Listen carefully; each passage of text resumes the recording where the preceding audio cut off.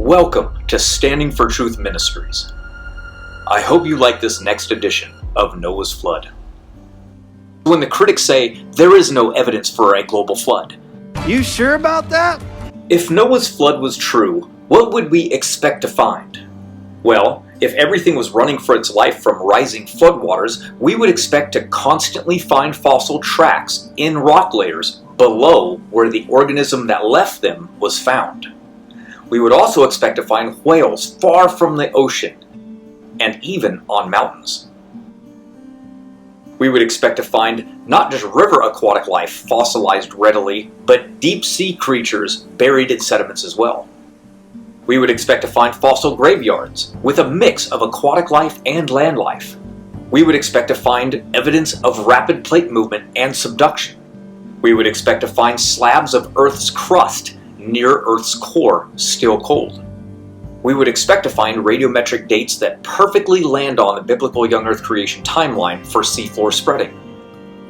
We would also expect to find fission tracks near the surface of rocks.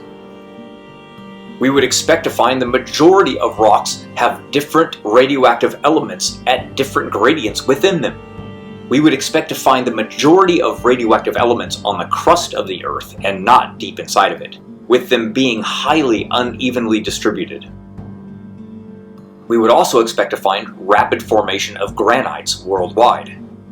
We would also expect to find the oldest and largest desert dates right back to the global flood as well. We would expect to find few lightning strike fossils known as fulgurites. We would also expect to find fossils near the coastlines as the water runoff from the continents dumps back into the ocean, bringing the fossils with them. We would also expect to find a total lack of fossils in the geologic column because not a lot of time has passed, and since millions of years have never existed, we would expect fossil gaps and missing fossils everywhere we look. We would also expect to find very few total fossil impact meteor craters on Earth as well. We would expect to find pooled water under hills and mountains.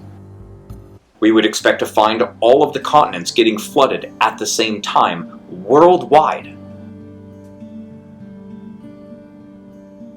We would expect to find the Earth before the flood was created full of oxygen and water and Eden from the very beginning, just like the Bible says. We would also expect to find the fossil record does not show only slow, gradual change over time, but complete contradictions of that throughout the entire geologic column. We would expect to find fossilized, soft-bodied organisms completely opposite of what Darwin said would be possible. We would expect to find the same rock layers going across continents. We would expect to find mountains that formed soft and bent before the rock solidified. We would expect to find the ocean's acidity and salt have not yet reached equilibrium. We would expect to find a single ice age in ice core layers. We would expect to find that river deltas have very little sediments built up. We would expect to find dinosaur tracks going through supposed millions of years of geologic time. We would expect to find carbon-14 in dinosaur fossils, and we would expect to find some of the original bone not yet completely fossilized either, including soft tissue, blood cells, and even dinosaur DNA itself. We would expect to find simulations confirming the continents moved into their positions over just a single year. We would expect to find tests done on the shape and design of Noah's Ark to be extremely seaworthy and withstand massive flooding waves in the open sea from actual experiments.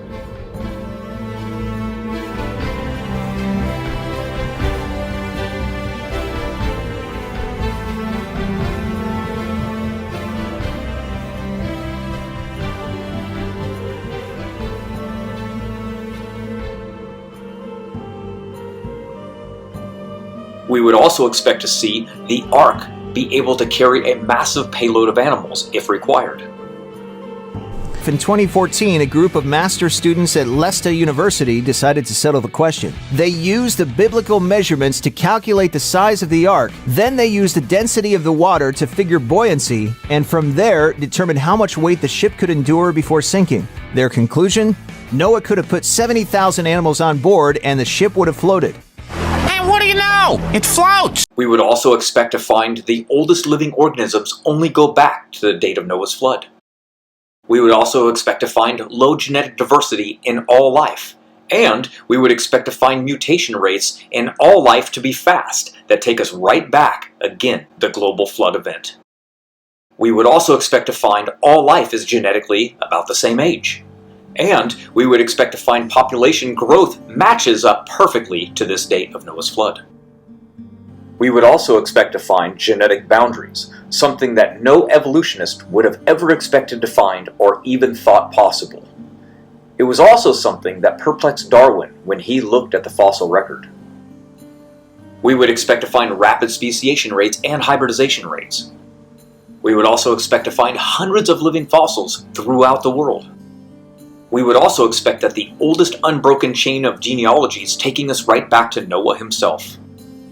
We would also expect that the oldest civilizations, the oldest forms of irrigation, the oldest documented mathematics, medicine, music, brewing of alcohol, astronomy, and even calendars all go back in time to Noah's flood. We would also expect new languages to just arise out of nowhere at the same time, without any convergence going back to a single root language that slowly evolved over time to the rest of the languages we have today. We might also expect to find, at least somewhere on Earth, evidence of man and dinosaur together in the same geologic rock layer, in one of the many bone beds of mass dinosaur fossil graveyards on Earth. We would also expect to find legends all around the world talking about this global flood event. And guess what? We have found all of these things and much more. Many of these were prior predictions based on Noah's flood being true. And this is just a small sample of evidence. So when the critics say there is no evidence for a global flood, You sure about that? they have either never studied the subject at all, or they simply just do not want to believe it. Are you an atheist? Does creationist content trigger you too much to even investigate the subject? Don't worry, there's a secular book about a global flood written by an atheist called Earth in Upheaval. You can thank me later. And after you're done with that book, come back to Standing for Truth and watch some of our videos where we cover much more evidence in extreme detail. Until next time.